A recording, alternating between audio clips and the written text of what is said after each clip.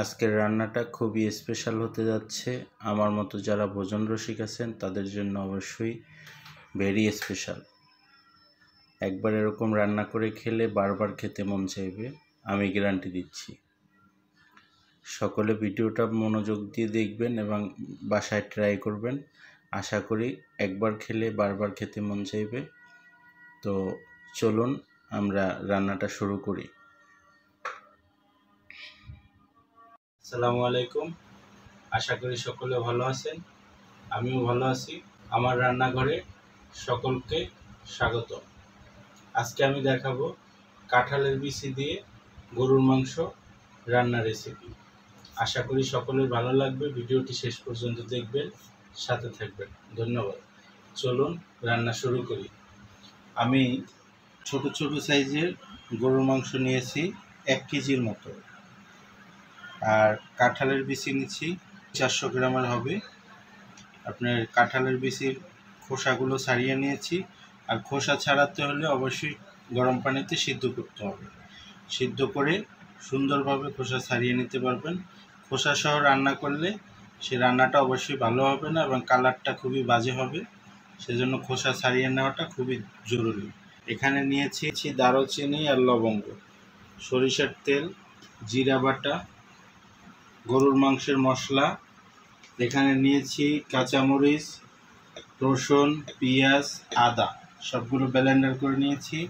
এখানে হলুদ গুঁড়ো নিয়েছি, মরিচ গুঁড়ো নিয়েছি, লবণ, তেজপাতা। আমি সবগুলো একসাথে মাখিয়ে বসিয়ে দিই। তা আমি আগে নিয়ে নিচ্ছি গরুর মাংস। আমি দিয়ে দিচ্ছি সরিষার তেলটা,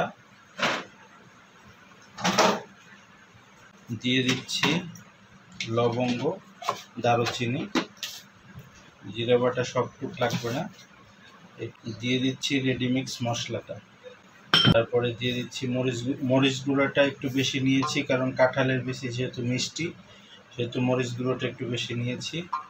হলুদ গুঁড়ো নিয়েছি 1.5 চা চামচের মতো, তেজপাতা দিয়ে দিচ্ছি, লবণ দিয়ে দিচ্ছি 1 চামচের মতো, দিয়ে দিব পেস্ট করা মশলাটা, দিয়ে দিব কাঁঠালের বিচিটা। সবগুলোকে ভালো করে মাখিয়ে নেব।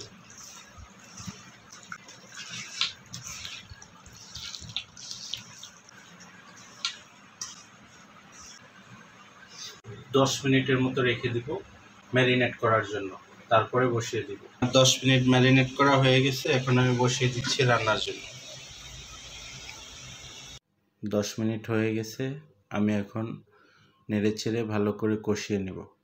একটা জিনিস অবশ্যই মাথায় রাখবেন, মাংস রান্না করতে গেলে মশলাটা যত ভালোভাবে পারা যায় কষিয়ে নেবেন, কোনো পানি থাকবে না, একদম শুকনা করে ফেলবেন।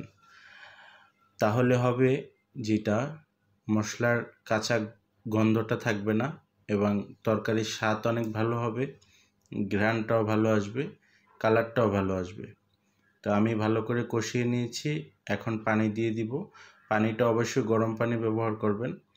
আমি গরম পানি দিয়ে দিচ্ছি পরিমাণ মতো, আপনারা আপনাদের পরিমাণ মতো পানি দিয়ে দিবেন। আমি এখন ঢেকে দিব, আধা ঘন্টা রান্না করব। আমার আধা ঘন্টা রান্না শেষ, এখন আমি উঠিয়ে নিব। দেখেন কত সুন্দর একটা কালার আসছে এবং ঘ্রাণটাও খুব ভালো। আশা করি খেতেও খুব মজা হবে। চলুন নামিয়ে নিচ্ছি। লোভনীয় একটা কালার আসছে এবং খুব ভালো একটা ঘ্রাণ আসছে। আশা করি খেতেও খুব মজা হবে। তো আমার মতো আপনারা বাসায় রান্না করবেন, রান্না করে খেয়ে দেখবেন, আশা করি খুব ভালো লাগবে। এবং আমার সাথে থাকার জন্য সকলকে অসংখ্য ধন্যবাদ। চলুন একটু চেখে দেখি। গরম ভাতের সাথে একটু তরকারি নিয়ে নিচ্ছি।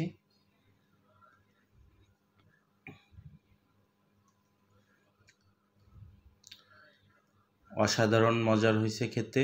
সকলকে ধন্যবাদ।